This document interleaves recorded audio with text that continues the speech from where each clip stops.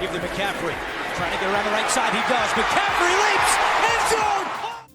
NFL franchises like the Pittsburgh Steelers, Green Bay Packers, Baltimore Ravens, and Philadelphia Eagles have mastered the art of always being competitive. They never endure lengthy rebuilds or long periods of mediocrity. When a star player leaves, a new one is waiting in the wings and ready to roll. But most NFL teams do not have such a luxury. When a franchise icon leaves, be it due to retirement, trade, or free agency, their fortunes change entirely, and it's always for the worse. So today, here are 10 NFL teams that were never the same once a franchise legend departed. Blocked by Brown. Russell Wilson to the end zone and caught!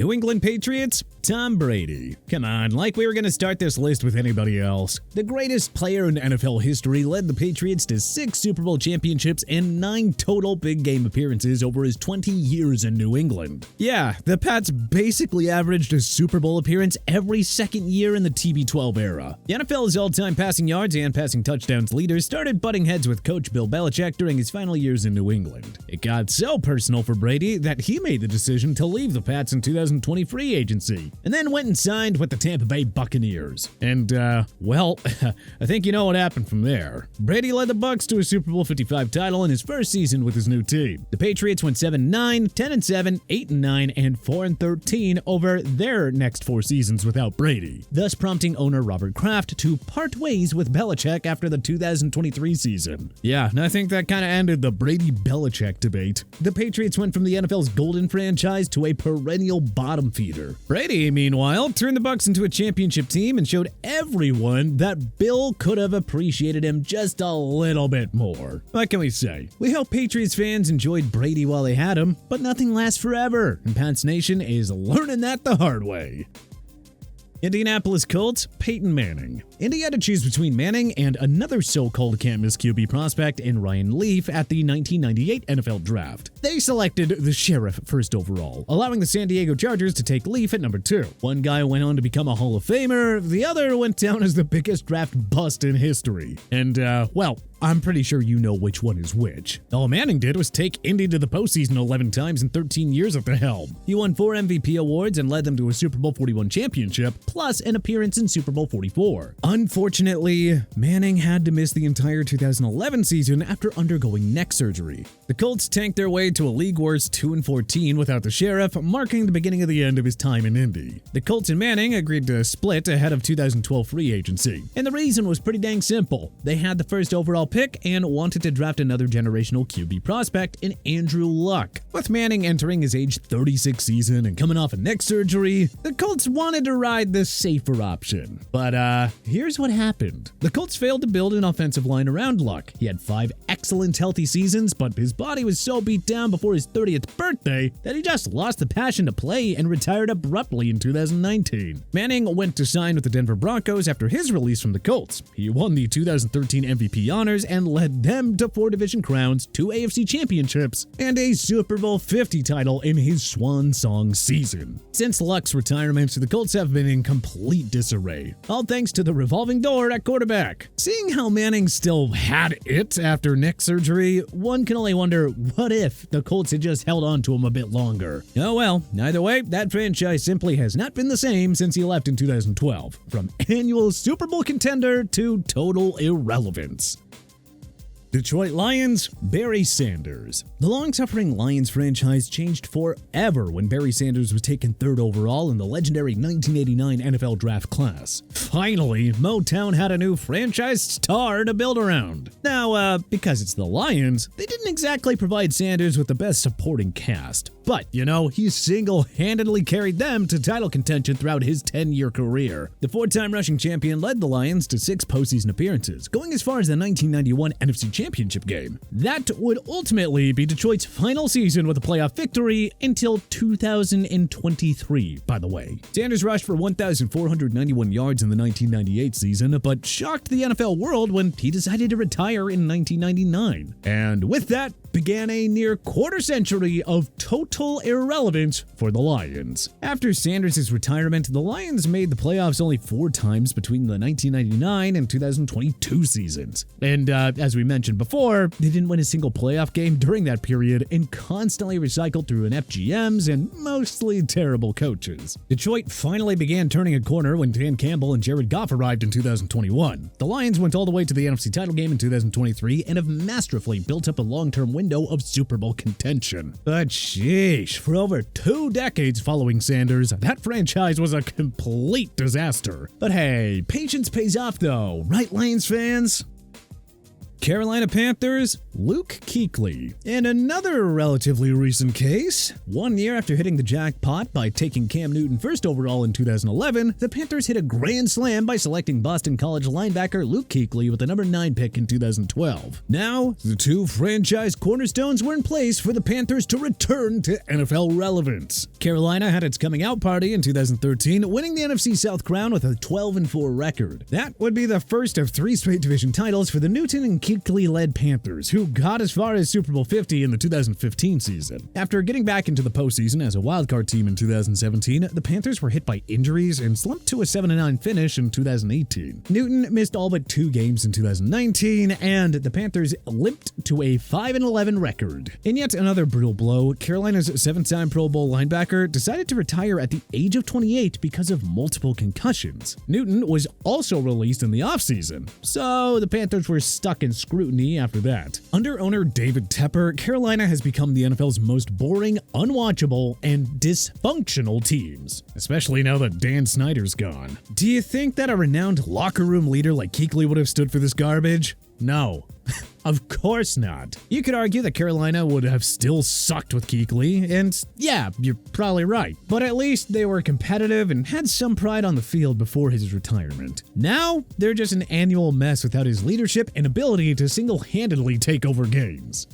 Seattle Seahawks, Richard Sherman. Some of you might question this entry. We're not saying that the Seahawks still would have been great if they had kept Sherman beyond 2017, but hey, records don't lie. This team has not been the same since they released Sherman back in 2018. The Hawks began a massive roster overhaul after missing the postseason in 2017. Cam Chancellor retired because of a neck injury. Other defensive stalwarts and Cliff Averill, Michael Bennett, Jeremy Lane, and Byron Maxwell also left Emerald City. The last Legion of Boom member, Earl Thomas, suffered a season-ending injury in 2018 and departed in free agency. You see, Sherman still had lots of football left in him. In 2018 free agency, he joined the arch-rival San Francisco 49ers, earning Pro Bowl and second-team All-Pro nods in 2019, helping the 49ers to a Super Bowl 54 appearance. The Seahawks, by the way, have won a single playoff game since they cut ties with Sherman. They also haven't had a top 10 scoring defense since his departure. You just can't help but wonder if a healthy Sherman would have been the difference maker in their 2018 and 2019 postseason runs. Oh well, the Seahawks always have the memories of the Legion of Boom and their Super Bowl 48 championship. Dallas Cowboys, Michael Irvin. As great as the 90s Cowboys dynasty was, I mean, heck, they won 3 Super Bowls over a 4-year span between 1992 and 95. There were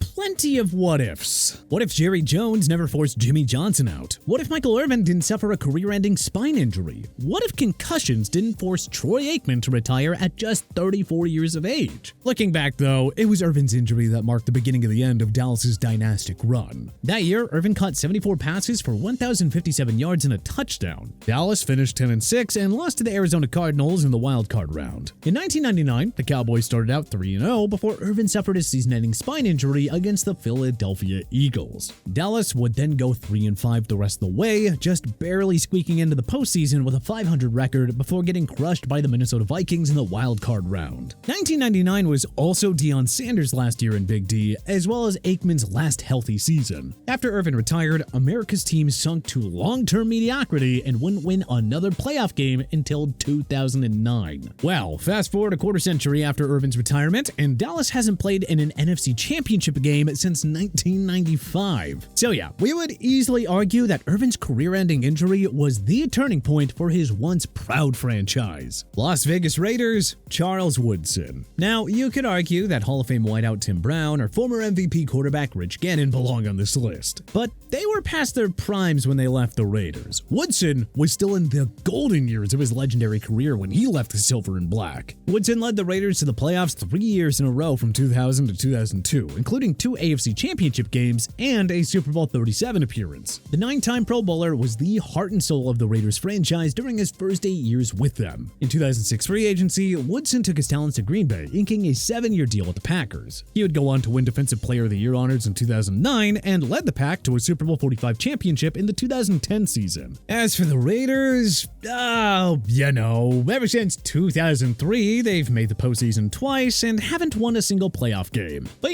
other than that, this once proud franchise has been doing just fine in the post-Woodson era. Oh yeah, just fine. Miami Dolphins, Dan Marino. Dan the Man spent his entire 17-year career in Miami, which spanned from 1983 to 99. Marino took them to the postseason 10 times, including a trip to Super Bowl 19 where they were crushed by Joe Montana's dynastic 49ers. Now make no mistake, the 9-time Pro Bowler was past his prime when he retired after the 1999 season. But still, he was Dan Marino. His aura and leadership made Miami must-watch TV for almost 2 whole decades. Once he retired in 2000, it kickstarted the darkest stretch in Dolphins history. The Dolphins last won a playoff game in 2000. They've made the postseason 4 times since 2002, all one-and-done outings, and they just weren't able to find a suitable long-term QB option until getting Tua Tagovailoa with the number 5 pick in 2020. But a series of concussion injuries have unfortunately hampered his career. The Dolphins look no closer to title contention despite the talents of Tua, Tyreek Hill, Jalen Waddle, and Devon Achane. Oh man, you young Dolphins fans just don't know how well this team used to have it with Marino. Cleveland Browns,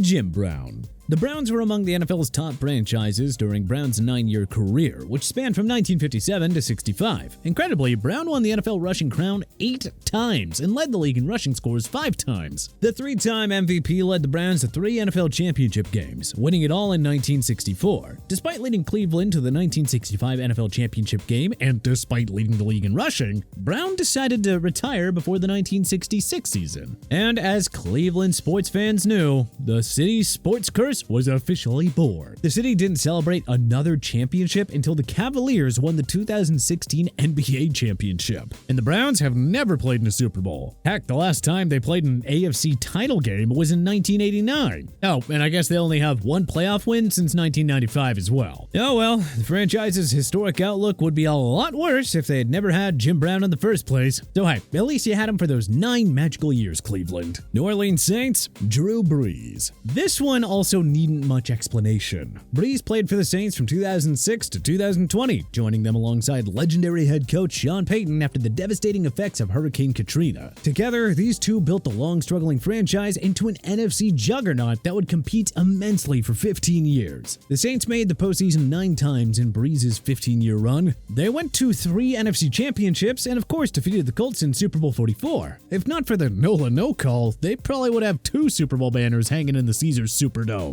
Unfortunately, a string of brutal injuries prompted Brees to retire at the age of 42 in 2021. And lo and behold, the franchise has been mired in mediocrity ever since. They barely squeaked out a 9-8 record in 2021 and 2023. They finished 7-10 in 2022, and then they hit rock bottom in the midst of the 2024 season, leading to the firing of head coach Dennis Allen. The Saints have been caught in the mushy middle. Not good enough to compete for a Super Bowl, but not bad enough to tank for a top 5 pick. Unfortunately, Brees' body betrayed him and forced him to retire earlier than he would have liked. And with that, the franchise has just never been the same since he walked away. But hey, which other NFL teams were never the same once a franchise legend left? Were there any notable names that we may have left off our list? Let us know in the comment section below. If you liked this video and learned a thing or two, then hey, clicking that like button helps us out a ton. And we really appreciate it. If this is your first time coming around to TPS though, then subscribing is a great idea because we put out videos like this every single day.